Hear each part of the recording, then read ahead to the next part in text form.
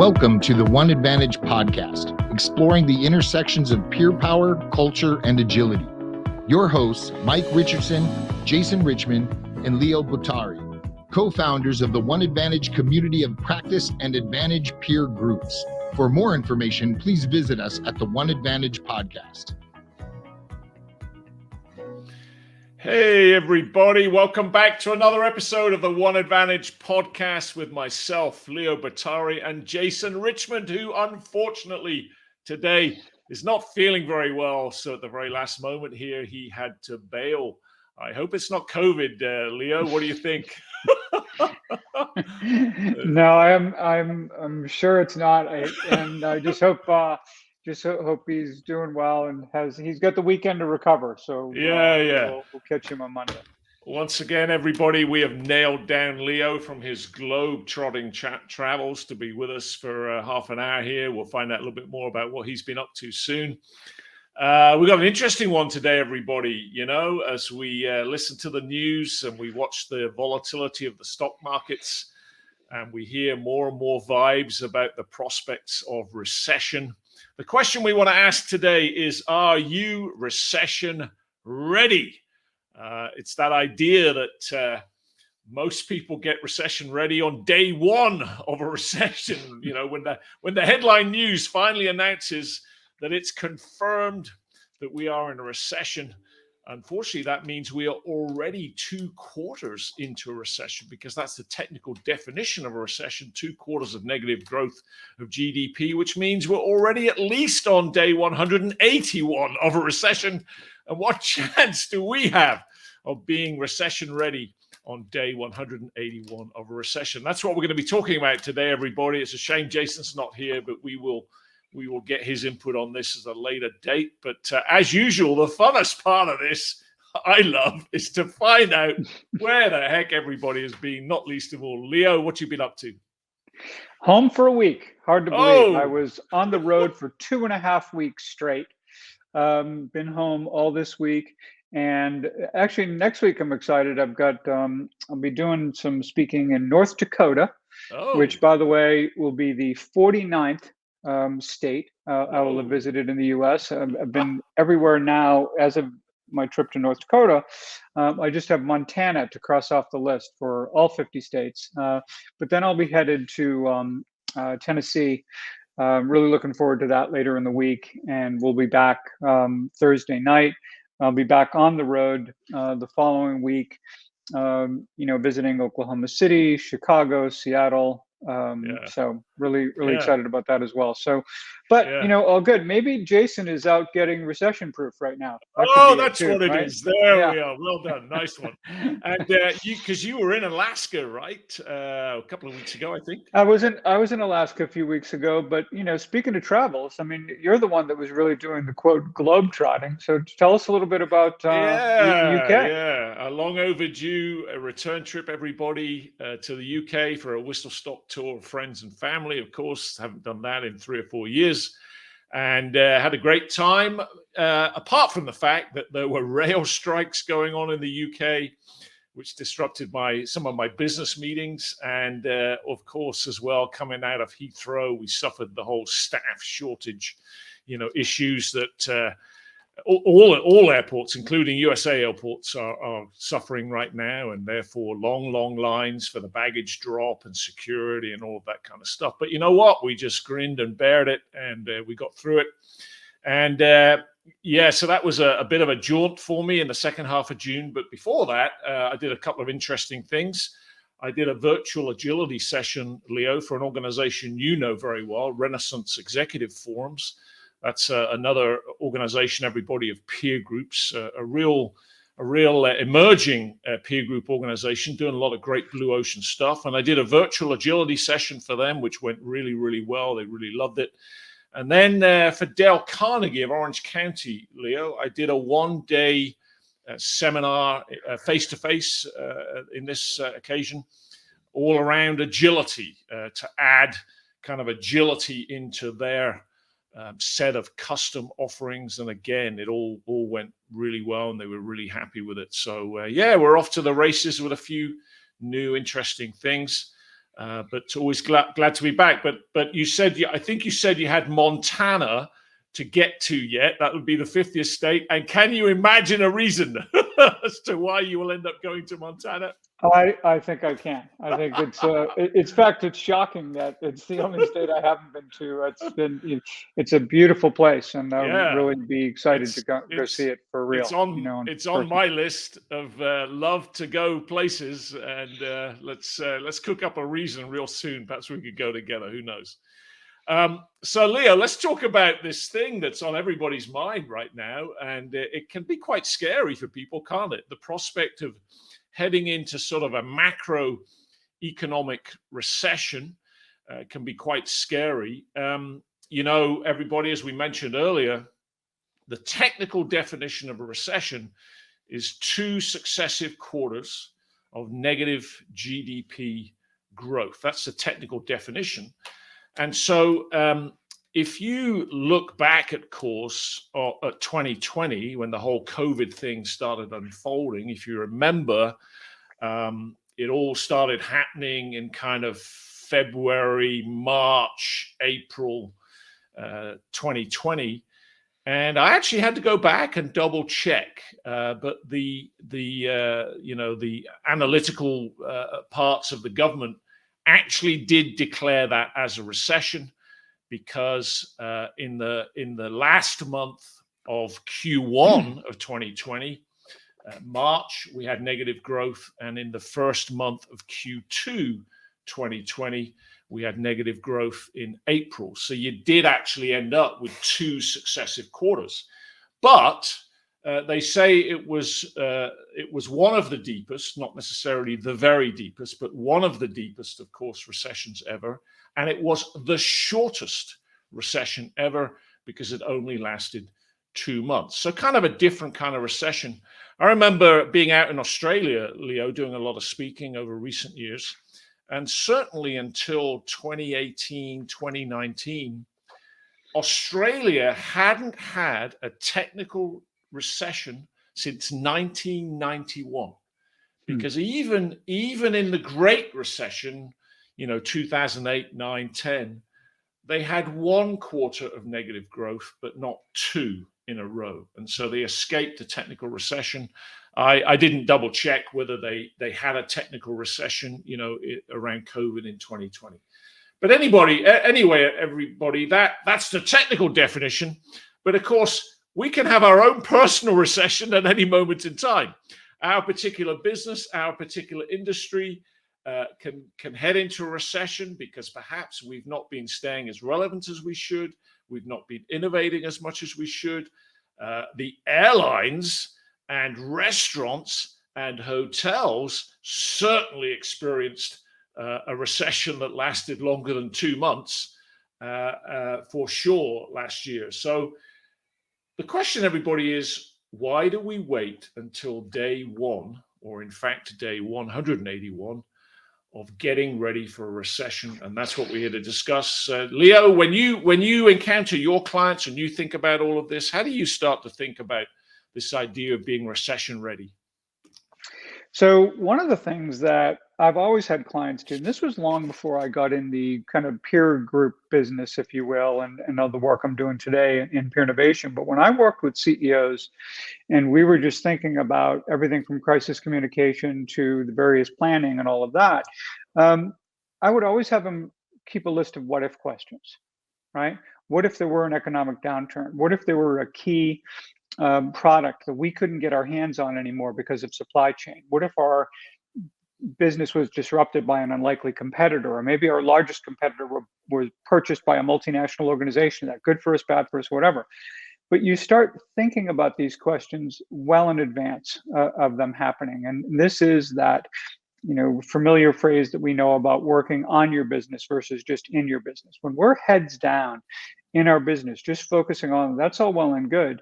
But it's really important to pick your head up from time to time and get the support of other people to do that, so you can get a sense of what's going on in the economy, what's happening around the world that could impact your business, and be thinking about what that looks like.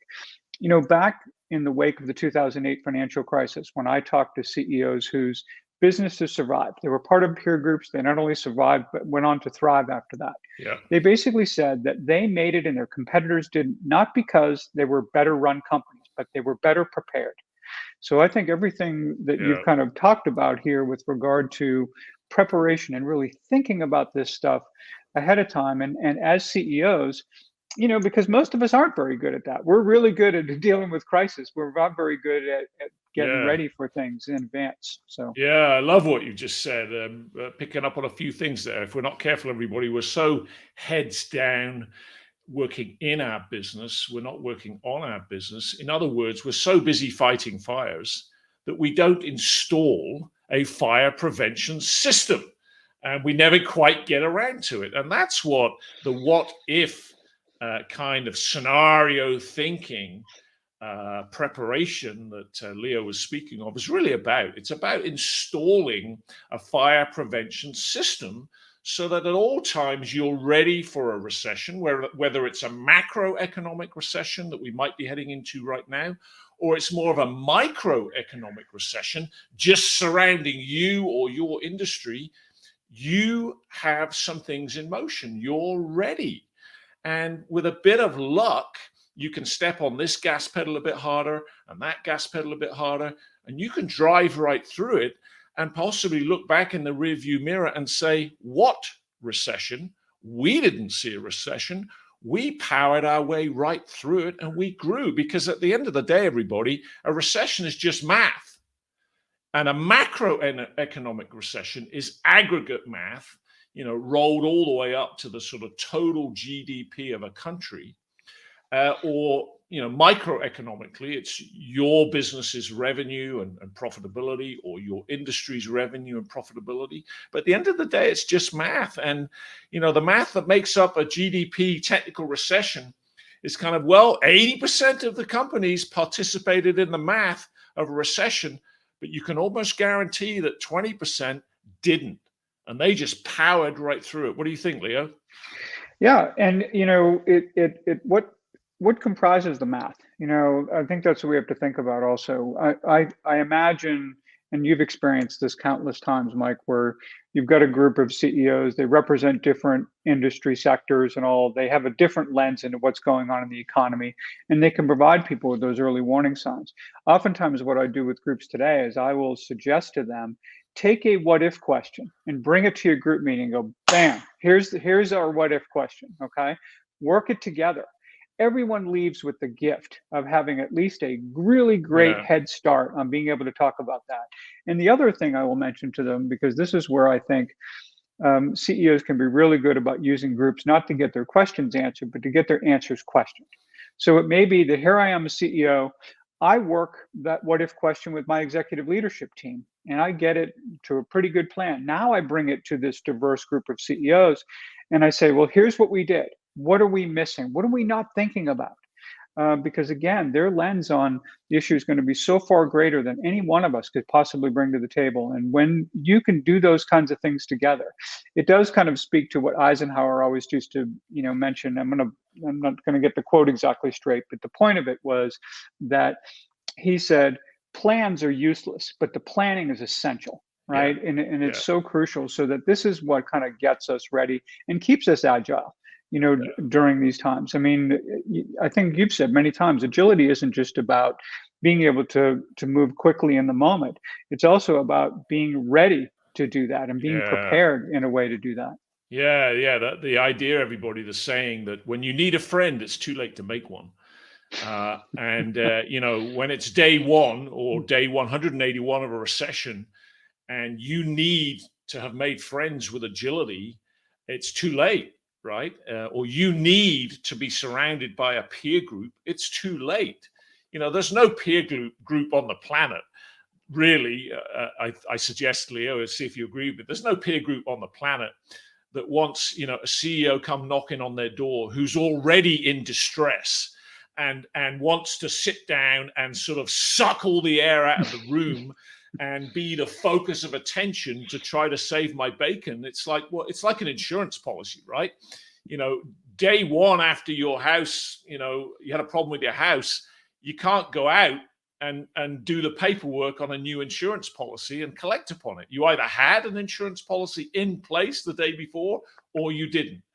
And so it's really about having an insurance policy, everybody, and being recession ready at all times by driving the what if scenario thinking questions and conversations that Leo was articulating. And as he said a couple of times, being prepared. And so here we get that age-old saying that luck is where preparation meets opportunity. And how many times would we hear people say, yeah, the business was doing well, and then we got unlucky because there was a recession that kind of derailed all of our plans. We had to pull the plug on some of the big investments and some of the big change projects, and we had to put that, acquisition on the back burner. Well, was it unlucky, or was it that we just weren't prepared enough to experience good luck? And so even when we hear people say, which they often will, right? Oh yeah, we had good luck. We powered right across the recession because we just brought this new innovative new product or concept or service to market at just the right time. Even then, I think, Leo, we would say, well, was that luck really good luck, or was it good management, good preparation, good leadership, a good what if analysis of being recession ready at all times? What do you think? Yeah, I mean, there's no question about that. It really reminds me of a ad agency I worked for a number of years ago, and I left the agency, and about 3 or 4 years later, they went out of business. And people would frequently say, yeah, well, that agency went out of business because they lost their biggest longtime client. And I said, they didn't go out of business because they lost their biggest client. They went out of business because they weren't prepared to lose their biggest client. They never in all those years did what they needed to do to shore up that business and make it not so vulnerable to one client leaving, and then that's it. You shut the doors. You also bring up this idea, not only is it difficult to find a friend, as you suggested, but we all know that if you're looking for financing, you don't wait till you need money to go get it. That's never a good position. When things are going really, really well, that's when you secure financing. That's when you do those kinds of things that, again, can put you in that position where you are prepared, you're not in distress, and you've just got some stuff for a rainy day, right? Yeah, exactly. And that's the saying, isn't it? It's banks give you a loan when the sun is shining. And when it starts raining, they want to take it away. And you can't go to a bank when it's already raining and start asking for a loan. It's already too late. So things like, making sure that you've got that letter of credit that you need, that you've got that credit line that you need, whatever it is, before the rain starts, because you're in a much stronger position.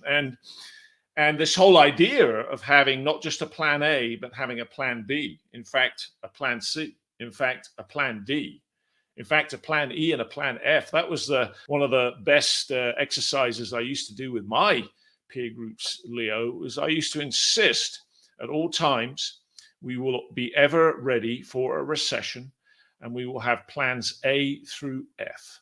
And plan A is the kind of acceleration plan, right?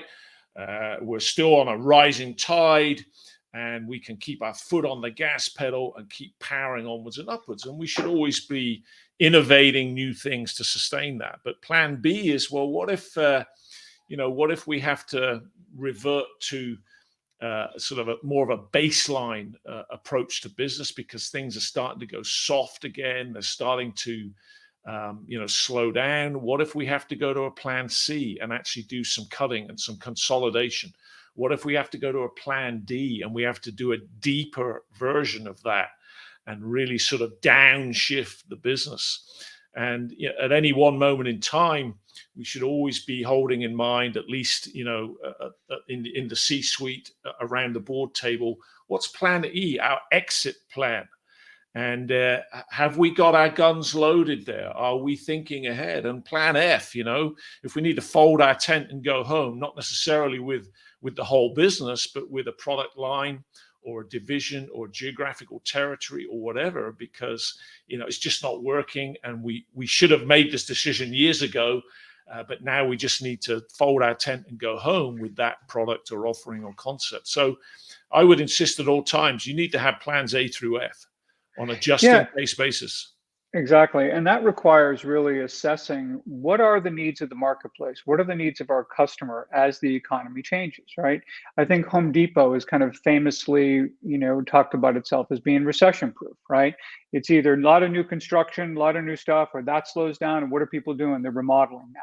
So there's a way to respond to the changing needs of a marketplace that is responding to economic circumstances or any other circumstances that, just allow it to serve their customers differently, but keep the business moving in the right direction. Yeah, and that's a great example of, everybody on day one, or rather day 181 of a recession.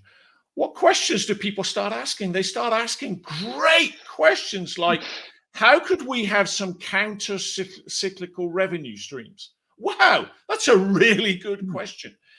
How could we do some contract manufacturer services to keep our machines running and keep the factory full because our bread and butter business is slowing down? Wow, that's a great question, everybody. How could we develop, some annuity-based subscription services that have a longer life cycle to them than just a 2-quarter recession? Wow, that's a great question, everybody. It's just a darn shame that we waited until day one, or rather day 181 of a recession, to start asking those questions.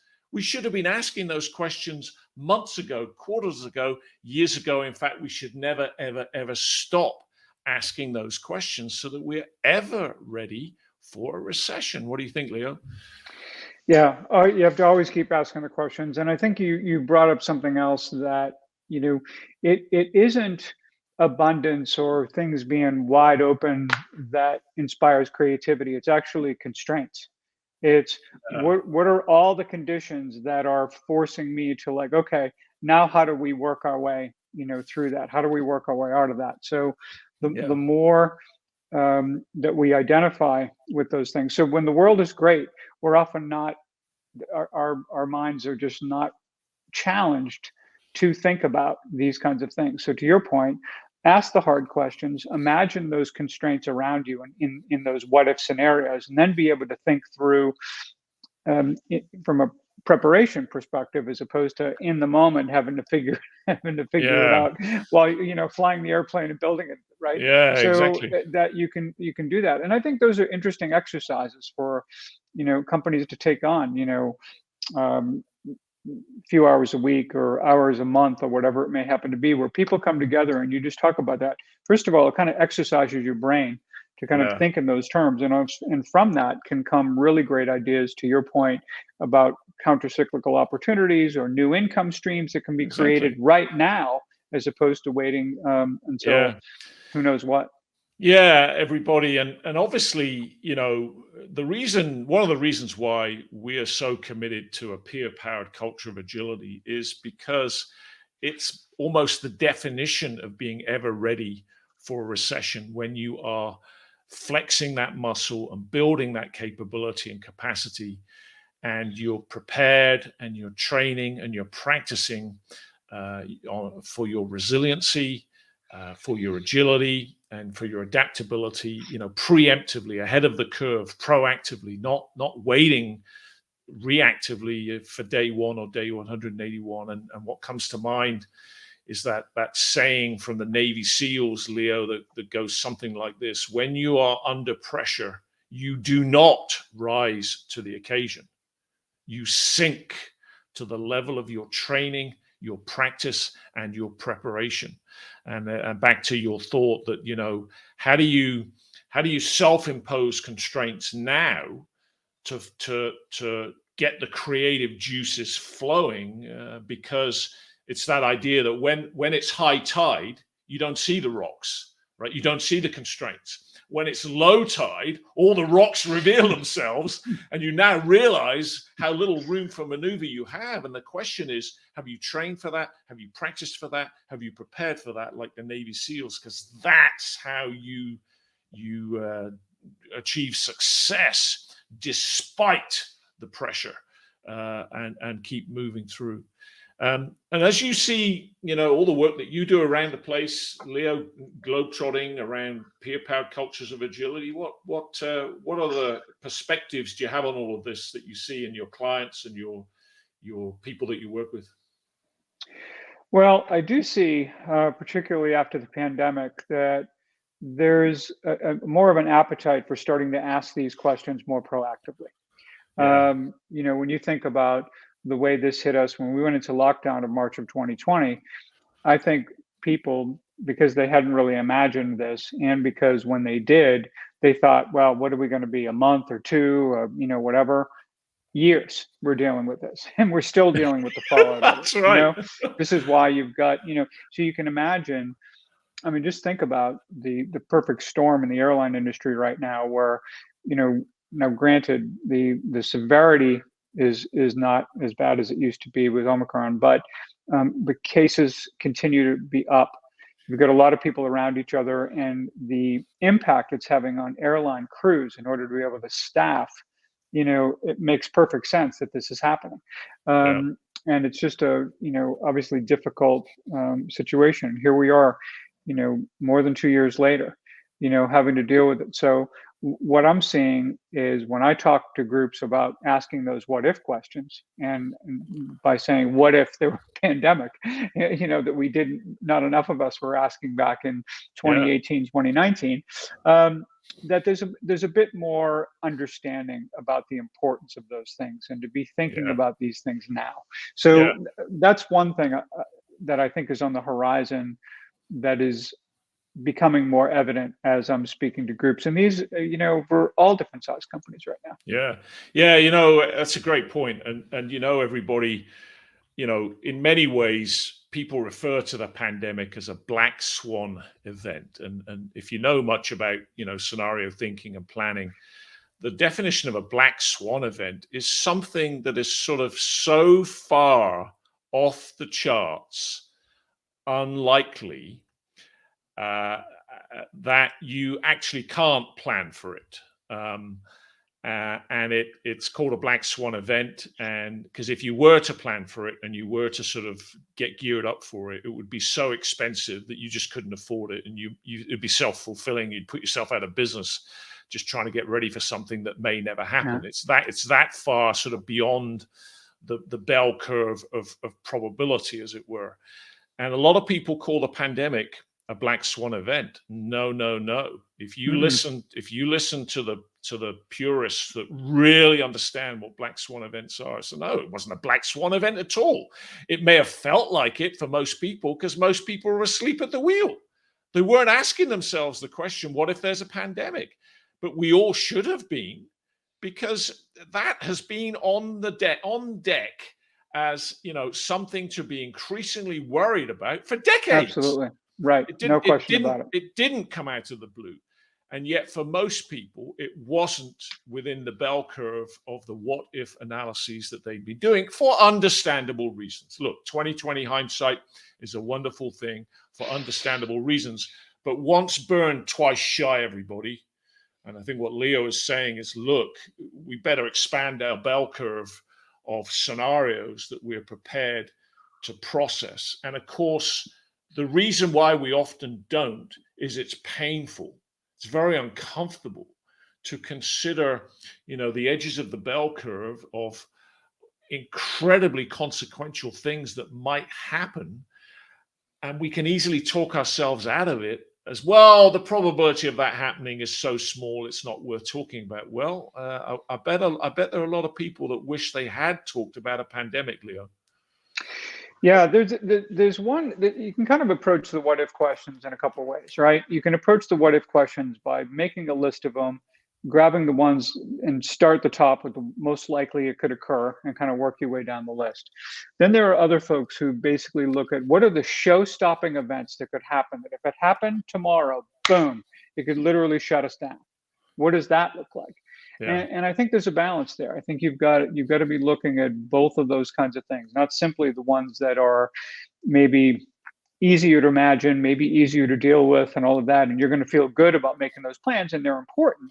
But by the same token, I think to your point, we've got to use our imagination. Oftentimes, when we think about the events that have taken place that have truly taken us by surprise, we often can have a lack of imagination about what's possible. And so again, this is where we've got to dig deep. Yeah, well said. And Leo knows that one of my favorite quotes picks up on the idea of imagination. It comes from a guy called Roberto Unger. And he says this, he says, the task of imagination is to do the work of crisis without the crisis. That's what we've been talking about, everybody. Do not wait until day one, or rather day 181 of a recession that puts you in a crisis, and you start to do the work of crisis in a crisis. Use your imagination, do the what if scenario thinking, worry about that bell curve of consequential things you need to worry about, and do the work of crisis without the crisis. Because when you need a friend on day one, it is too late to make one. That's what we've been talking about, everybody. Are you recession ready? And it's never too late. Even if you feel like we're already teetering on the edge of a recession, we're not quite there yet. It is never too late. You've got hours, if not days, if not weeks, if not months, to start making friends with those scenarios and your agility. Great to see you, Leo. Great to hang out and chat here. There we are, everybody. A few final words, Leo. What do you want to say to everybody? Hey, I'm going to join Jason and go get recession ready now. As soon as we're done off the call, got me thinking now. So I need to eat my own dog food here. Yeah. You and me both, everybody. Thanks for being with us. We'll see you next time on the One Advantage podcast. Thanks for listening to the One Advantage podcast. If you liked this episode, please consider helping us by rating us wherever you listen, spreading the word, having us as a guest on your podcast or webinar, and mentioning us in social media. Find us at the One Advantage podcast, where you can get more information about us and this episode. Thanks again for listening, and we look forward to more great episodes to come.